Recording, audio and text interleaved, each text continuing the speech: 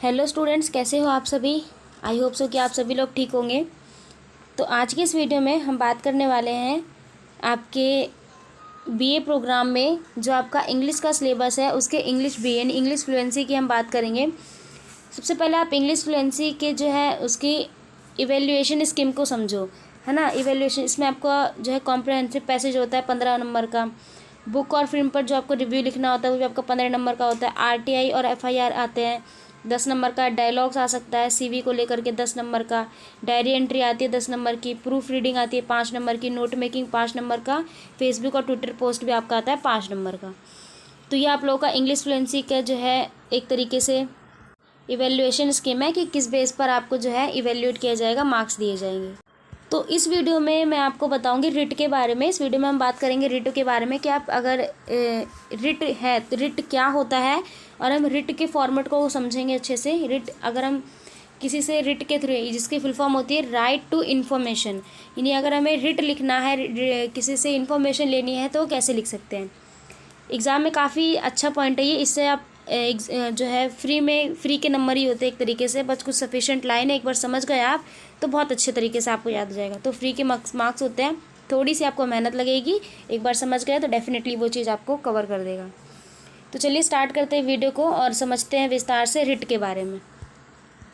देखिए, जो आपका रिट होता है ना, रिट की फुल फॉर्म क्या होती है। रिट की फुल फॉर्म होती है right to information. Right to information ये होती है। यानी कि अगर सपोज़ करो आप जा रहे हो या फिर कहीं कुछ भी कर रहे हो, है ना, आपने जो चीज़ सोची वो नहीं, या फिर आप जैसे मान लो एक एग्ज़ाम दिया। सपोज़ आप स्टूडेंट हो, स्टूडेंट तौर पे समझो आप स्टूडेंट हो, आपने एग्ज़ाम दिया, रिज़ल्ट आ गया, ठीक। रिज़ल्ट आया लेकिन आप उस रिज़ल्ट से, उस परिणाम से संतुष्ट नहीं हो और आपके मन में डाउट है कि मैंने एग्ज़ाम बहुत अच्छा किया था बट मेरे नंबर कैसे कम आ गए, है ना। तो आप क्या कर सकते हो उस केस में, जो भी आपके एग्ज़ामिनेशन हेड है या फिर ब्रांच है, वहाँ पर जा कर के आप रिट एप्लीकेशन लिख सकते हो, ठीक, कि मुझे इन चीज़ों में डाउट है। तो वो आप लिख कैसे सकते हो वो आप देखिए। एग्ज़ाम में 10 नंबर का आता है, बहुत ईजी है, आराम से आप समझोगे, डेफिनेटली ये चीज़ आ जाएगी। इसमें क्या करना होता है, आपको एक क्वेश्चंस की लिस्ट प्रिपेयर करनी होती है जो आपको इंटेंड करे, जो आप चाहते हो। मतलब जो क्वेश्चंस आपके मन में है कि ये किस तरीके से बेस, जो भी आपने एग्जांपल दिया है ना, किस बेस पे ये मार्कशीट जो है आपने तैयार की, कितने फैकल्टी थे जिन्होंने चेक किया, इस तरीके के। तो इंटेंड का मतलब होता है वांट। इट मीन्स कि आपको कौन कौन से डाउट है, इन सब की क्या करनी होगी, आपको ये लिस्ट जो है प्रिपेयर करनी होगी। लिस्ट बनानी होती है बिल्कुल क्लियर, फ्रेम और टू द पॉइंट बात होनी चाहिए। कोई लंबा लंबा नहीं फेंकना होता है इसमें, बस टू द पॉइंट बात करनी होती है, that's it. Given serial number, इसमें सीरियल नंबर गिवन करने होते हैं। स्मॉलर टाइम से रिलेटेड होना चाहिए, बहुत लंबा नहीं लिखना है और बहुत छोटा भी नहीं लिखना है। इसमें 1 सब्जेक्ट होता है हर एक एप्लीकेशन का, और गवर्नमेंट और स्पेसिफिक फिल्म के लिए टू द पॉइंट की बात करता है, ठीक। तो ये होता है बेसिकली कुछ फॉर्मेट। आई होप सो कि क्लियर हो गया होगा। रिट को लिखते टाइम पे याद होना चाहिए आप लोगों को। और ज़्यादा से ज़्यादा आप एग्ज़ाम में ना कोशिश करना है कि 5 मिनट के अंदर पूरा रिट का एप्लीकेशन आप ख़त्म करना है, क्योंकि और आपके और भी अलग सेशंस है, उसमें आपका टाइम कंज्यूम हो जाए। तो कोशिश करना अपनी प्रिपरेशन इतनी बेहतर तरीके से करना कि 5 मिनट के अंदर ही रिट जो है आप उसको कंप्लीट कर दो। क्योंकि लमसम ना ये आपके लेटर की तरह ही होता है। 12th में भी आपने पढ़ाई, 11th में भी पढ़ाई होगा, तो लमसम भी लेटर की तरह ही होता है।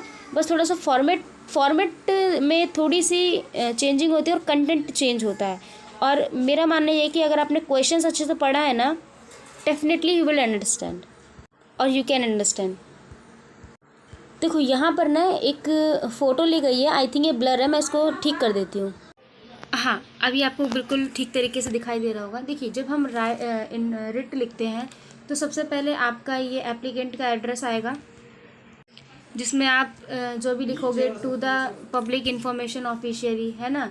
फिर उसके बाद अपना एड्रेस, पिन जो भी लगाओगे, सर लिखना है, फिर सब्जेक्ट लिखना है, इन्फॉर्मेशन ये जो है ना आपको सब में सेम रखना है। Request for information under right to information act 2005 about, फिर जो भी आपका सब्जेक्ट होगा वो। अभी अच्छे समझ आएगा, आप थोड़ा मोटा मोटी समझने की कोशिश करो यहाँ पर। फिर आई एम सर, या फिर जो भी है श्रीमती, श्रीमान, मिसेज एंड मिस्टर, डॉटर, या फिर वाइफ ऑफ दिस डैश। फिर रेजिडेंट आपको यहाँ पर लगाना होता है, अपना फ़ोन नंबर और STD कोड आप लगा सकते हो। फिर यहाँ पर जो भी आपकी क्वेश्चन लिस्ट तैयार है, आपको यहाँ पर क्वेश्चन लिस्ट लिखनी होती है।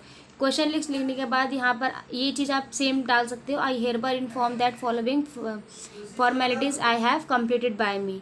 इसमें आपने 10 रुपये का ही जो RTI का वो लगता है, जो भी आपने डॉक्यूमेंट्स उसके साथ लगा, जैसे डॉक्यूमेंट्स में आप फ़ोटोकॉपी लगा सकते हो अपने पासपोर्ट साइज़ फ़ोटो की, है ना, जो भी आपने पे किया है वो सब चीज़ें आप यहाँ पर लगा सकते हो। इतना सफिशिएंट नहीं है ये, बट फिर भी आप लोगों को पता होना चाहिए।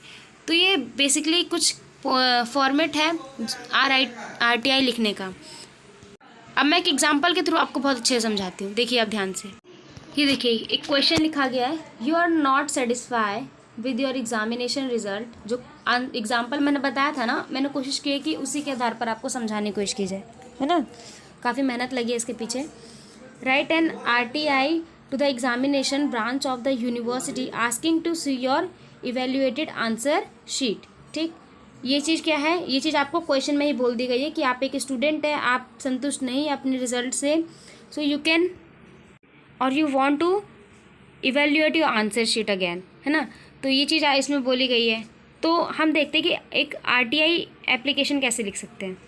Firstly we have to write the date, है ना, जिस दिन आप डेट लिख रहे हो उस दिन की डेट होनी चाहिए। टू द पब्लिक इन्फॉर्मेशन ऑफिशियरी, कहाँ लिख रहे हैं हम, दिल्ली यूनिवर्सिटी ने DO में।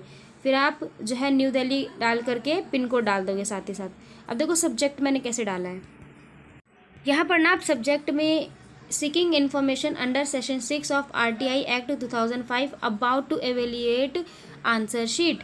ठीक, यहाँ तक ना आप कोशिश करना कि यहाँ से यहाँ तक आप सेम ही लिख के आ जाओ, क्योंकि ये चीज़ सब में सेम आएगी।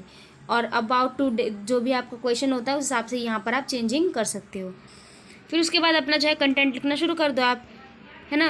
रिस्पेक्टेड सर, यहाँ पर आई एम जो भी आप हो, दिस दैट जो भी है ना, डॉटर ऑफ या फिर सन ऑफ, अपने पिता या फिर माता का नाम, अगर आप लड़के हो तो सन और लड़की हो तो डॉटर ऑफ। और रेजिडेंट ऑफ किराड़ी सुलेमान नगर जो भी है न्यू दिल्ली, है ना, आप यहाँ पर अपने यहाँ का रेजिडेंट डाल सकते हो।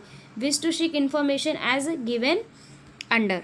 ठीक, तो इस तरीके से आप लिख सकते हो। ये आपको सब में सेम ही लिखना होगा, ये वाला wish to seek information as given under.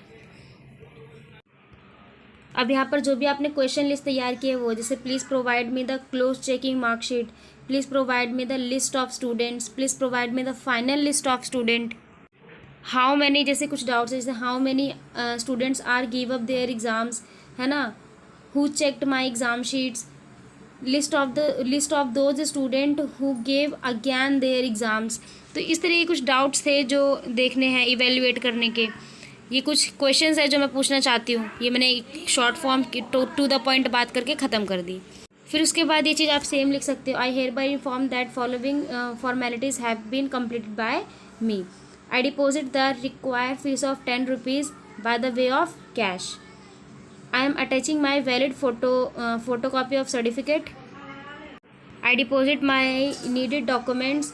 ठीक, and I am citizen, that's why I am asking as a citizen of the information as citizen, please provide me the information of the postal address। ठीक, तो ये इस तरीके से आप content note कर सकते हो। फिर उसके बाद जो भी है योर ट्रूली, आप जो भी यहाँ पर एलुटेशन दे सकते हो। ठीक, यहाँ पर सिग्नेचर आएंगे, ध्यान रखना है, यहाँ जस्ट एलुटेशन के नीचे सिग्नेचर जाएंगे और उसके बाद नेम आएगा। ठीक, नेम के बाद आप फ़ोन नंबर डाल सकते हो, यहाँ पे आप अपनी मेल ID भी लिख सकते हो, कंपलसरी नहीं है बट फिर भी आप लिख सकते हो। फ़ोन नंबर डाल सकते हो, मेल ID लिख सकते हो, आपका रेजिडेंट क्या है वो चीज़ आपको पिन कोड यहाँ पर लिखनी पड़ेगी। तो ये RTI का फॉर्मेट है। आई होप सो कि ये बहुत अच्छे से आपको समझ आ गया होगा RTI कैसे लिख सकते हो।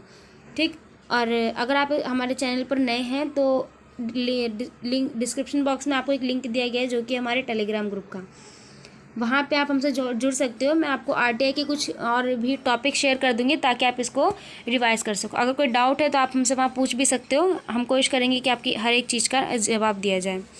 तो कमेंट करके बताओ कि आपको ये रिट का जो फॉर्मेट था वो कैसा लगा। लमसम तो आपके लेटर की तरह ही है ना। तो ये रिट का जो फॉर्मेट है वो आप लोगों को कैसा लगा कमेंट करके बताओ। और अभी तक अगर चैनल पर नए हो, सब्सक्राइब नहीं किया, सब्सक्राइब कर दो। तो मिलते हैं अगली वीडियो में जिसमें हम इंग्लिश के बाकी जो टॉपिक है उसको भी 1 बाय 1 करके कवर कर लेंगे, है ना। So thanks to being here, meet will letter.